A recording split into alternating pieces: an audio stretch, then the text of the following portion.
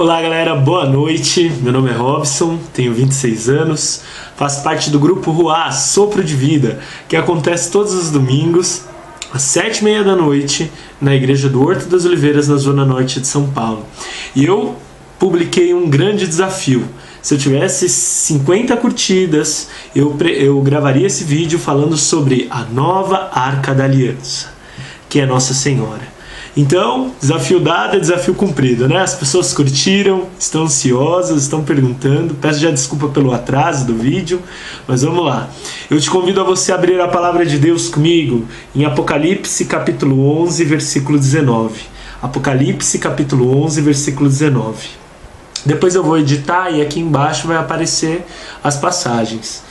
Então, Apocalipse capítulo 11, versículo 19 vai dizer: então o templo de Deus que está no céu se abriu e a Arca da Aliança apareceu no templo. Quando nós lemos Apocalipse, muitas pessoas têm medo e acham que é coisas que ainda vão ocorrer, né? Mas hoje, numa leitura...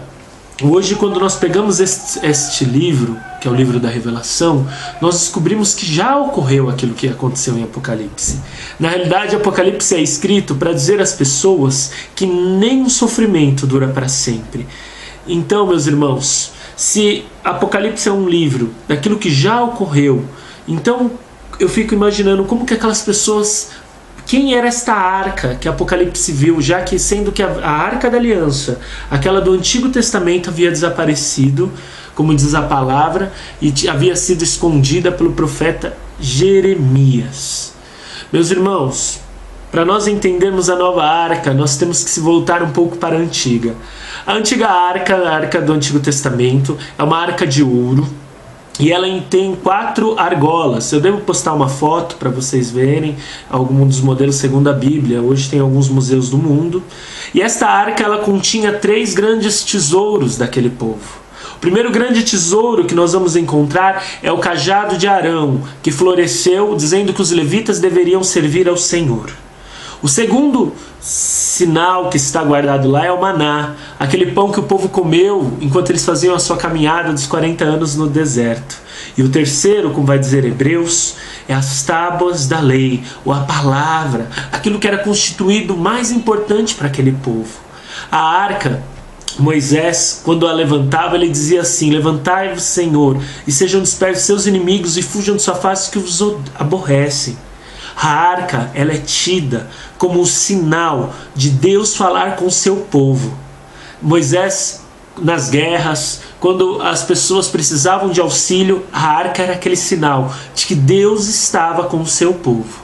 A arca ela era guardada num tabernáculo, que são tendas. E nessas tendas ela ficava. A primeira vez que ela foi colocada, diz que uma nuvem tomou conta daquele lugar. E diz que a unção e a graça do Senhor invadiu aquele lugar.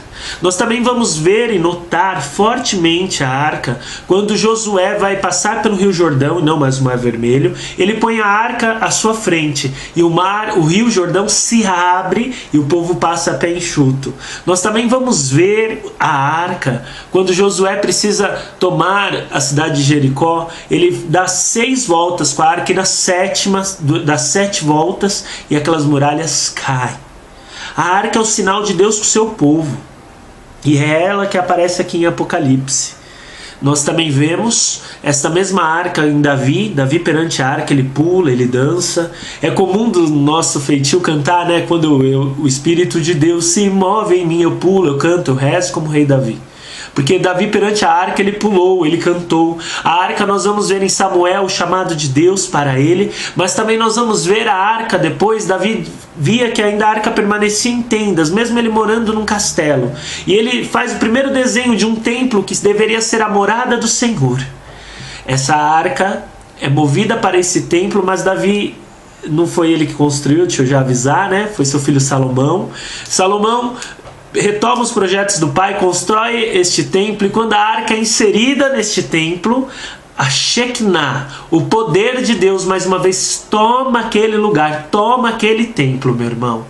Na época de Jesus essa arca já não existia, porque o profeta Jeremias tinha mandado esconder, porque ia ser sitiado, o templo é destruído, nós já ouvimos toda essa história, e o templo é reconstruído, mas a arca não é encontrada, meus irmãos. Ninguém sabe aonde foi. Alguns cristãos coptas que vivem na Etiópia dizem que eles têm a arca. Isso a gente não sabe, né? Mesmo que ela exista hoje, o Senhor colocou uma nova arca. E se ela já não existia na época de Jesus, o Apocalipse foi escrito no ano 100, 70, por volta desse ano.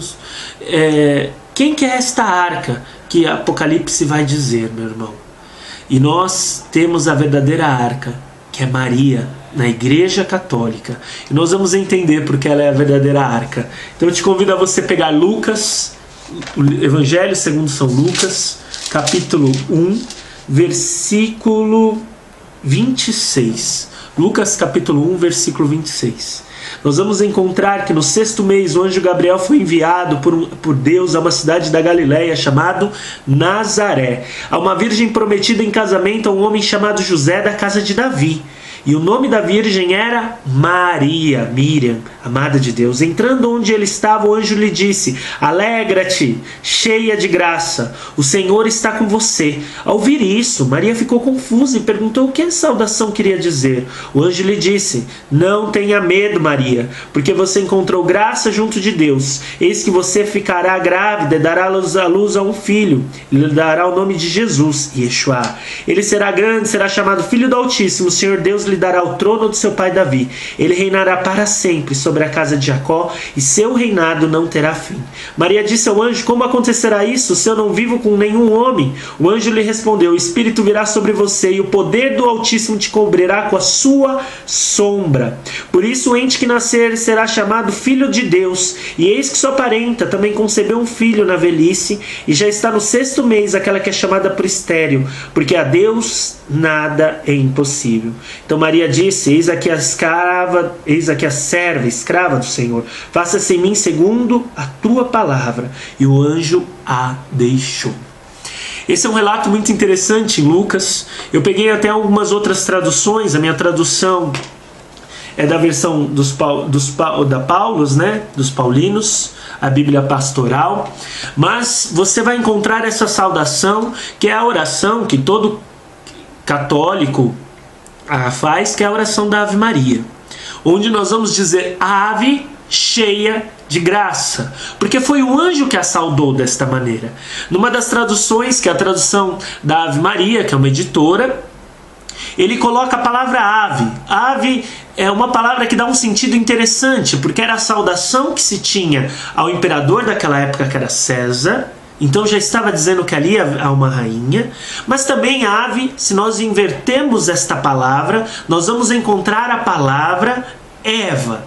Então é dizendo que aquela virgem, aquela mulher, era o contrário, era diferente, era obediente, porque já que a outra é a mãe da desobediência a Deus. E percebam que o anjo diz a ela, antes dela ser a mãe de Jesus, porque ela podia ter dito não. É a única mulher da Bíblia que Deus vai dar um direito à escolha. Alegra-te. Em outras Bíblias está a paz, ou seja, o shalom. Alegra-te, cheia de graça. E aí eu quero te dizer, algumas Bíblias vão usar agraciada, outras vão usar abençoada, mas nós sabemos que os originais deste texto, os textos mais antigos que nós temos, este livro foi escrito em grego. E a palavra que se encontra nesse cheia de graça é a palavra kekaritomene, que significa abundante, derramar de graças. A palavra mais próxima, quando São Jerônimo traduz a Bíblia para o latim, é gratia plena, ou seja, cheia de graça.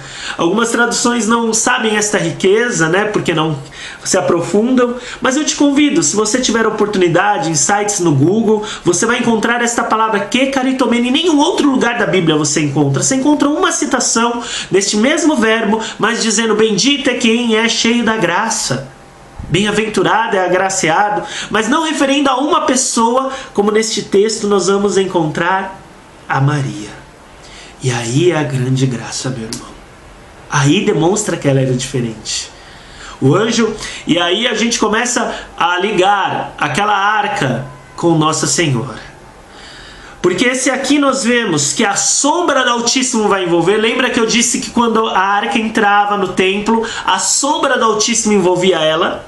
E nós vamos lembrar dos 3 itens que a arca possuía. Primeiro, o maná. Em João capítulo 6, Jesus vai dizer que ele é o pão descido do céu, que quem comer dele terá vida eterna. Os nossos pais comeram maná no deserto, mas morreram, mas quem comer dele terá a vida eterna. O novo maná está dentro de Maria, quando ela diz: eis aqui a serva do Senhor, faça-se segundo a tua palavra. O mesmo verbo que está lá em Gênesis, o faça-se, realiza, ela se une à criação, e dentro dela vai morar esse maná, esse verdadeiro corpo, essa verdadeira carne. Aí nós vamos encontrar o segundo item. Dentro da arca estava o cajado de Arão, significando sacerdócio. O verdadeiro sacerdote vem habitar nela. Assim como Santo Agostinho vai dizer que ela é a forma perfeita de Deus. Ali vai habitar o sacerdócio, o cajado. E por fim, as tábuas da lei.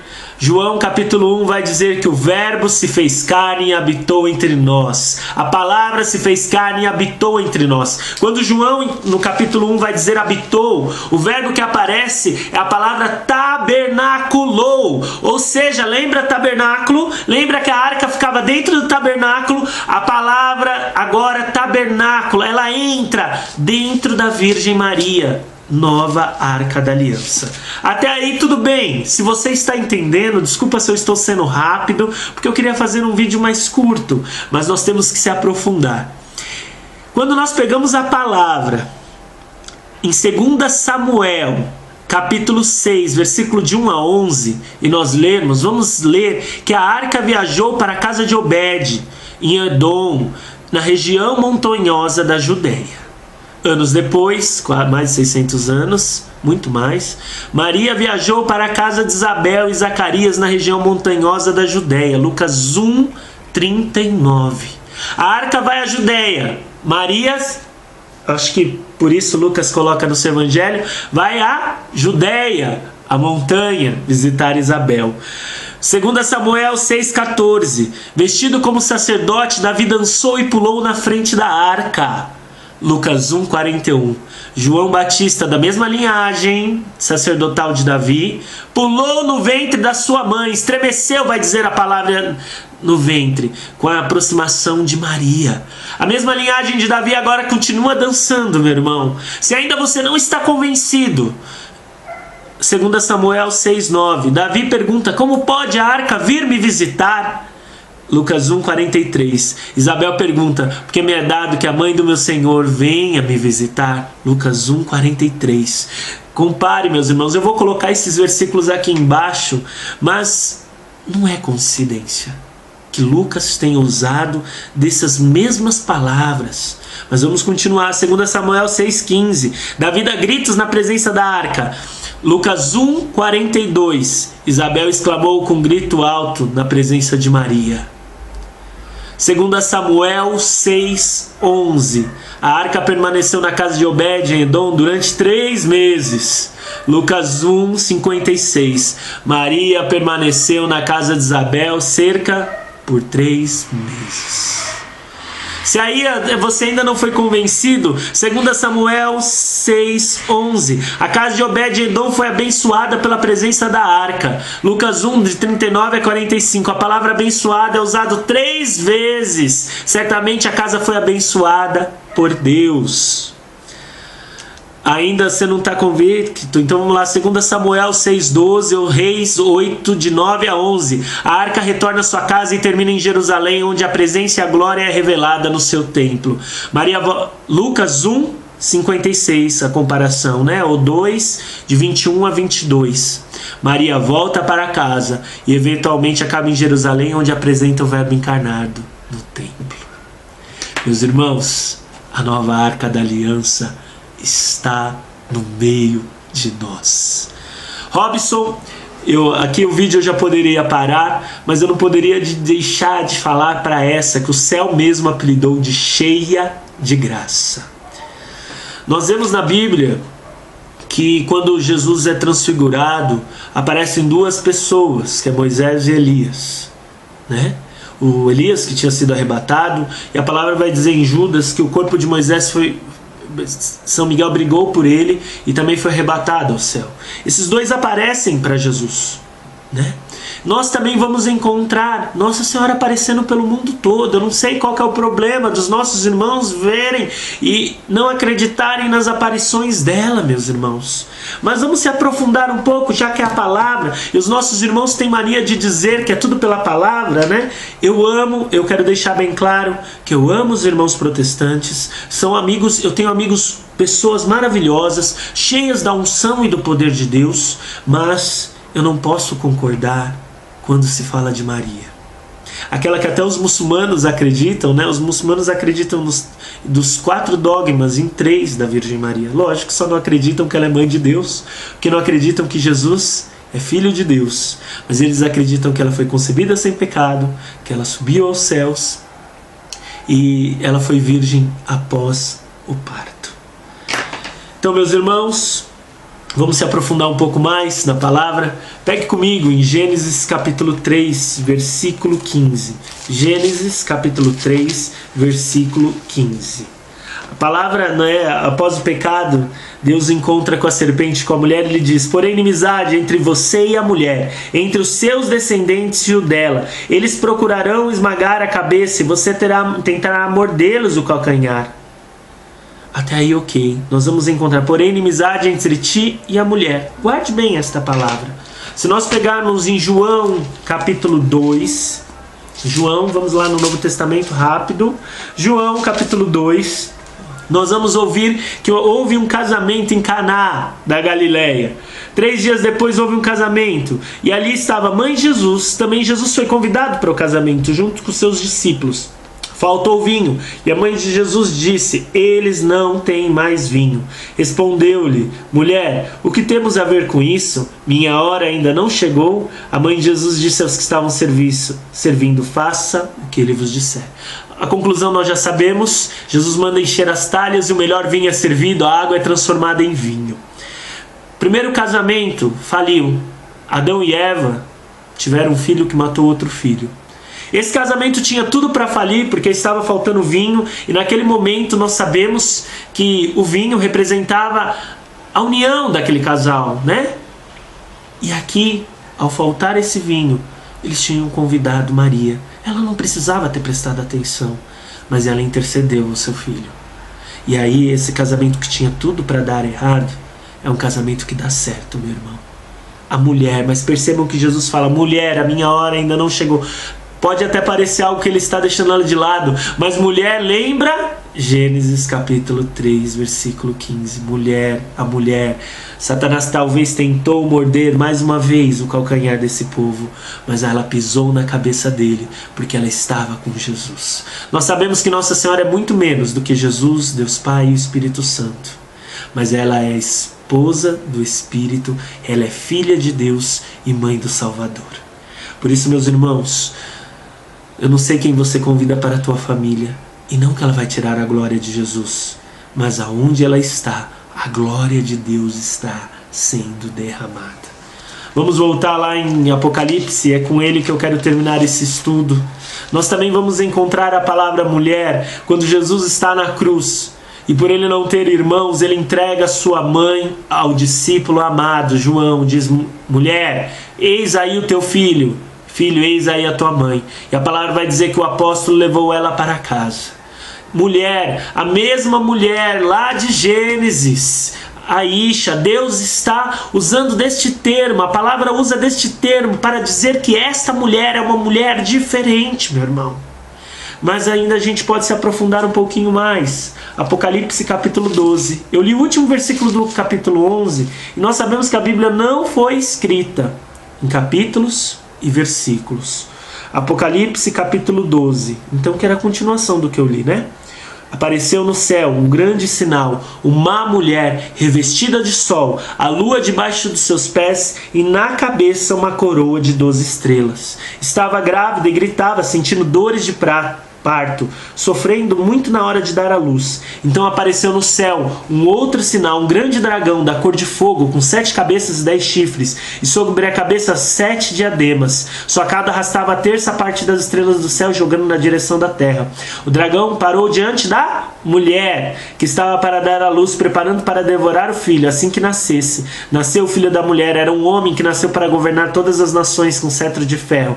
Mas o filho foi levado para junto de Deus, o seu trono. E a mulher fugiu para o deserto, onde encontrou um lugar preparado por Deus. Aí foi alimentada por 1260 dias. Aconteceu então um combate no céu. Miguel e seus anjos combateram contra o dragão. Também o dragão combateu junto com seus anjos, mas não venceu, e não houve mais lugar para ele no céu. Então foi expulso o dragão, que é a antiga serpente, o chamado diabo e Satanás.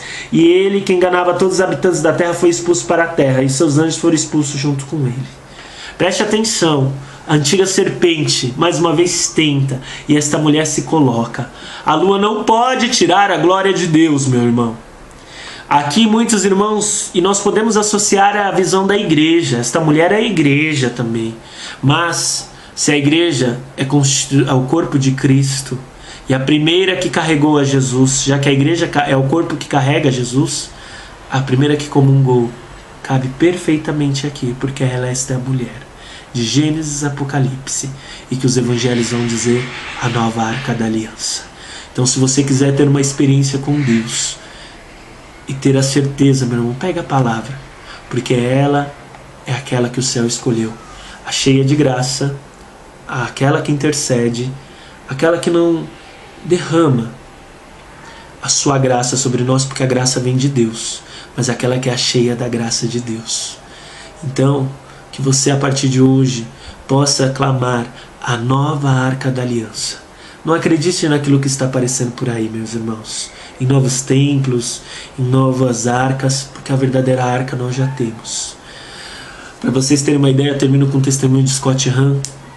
Ele era presbiteriano, um grande homem de Deus, e ele começou a estudar os antigos ensinamentos dos santos padres da igreja. E um dia ele foi à missa.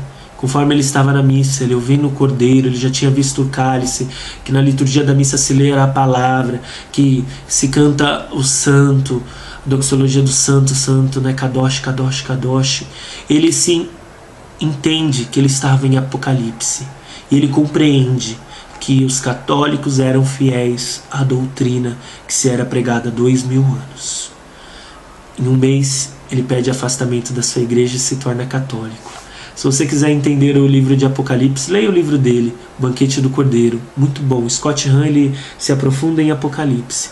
E a você que está me ouvindo, muito obrigado por esses 25 minutos juntos.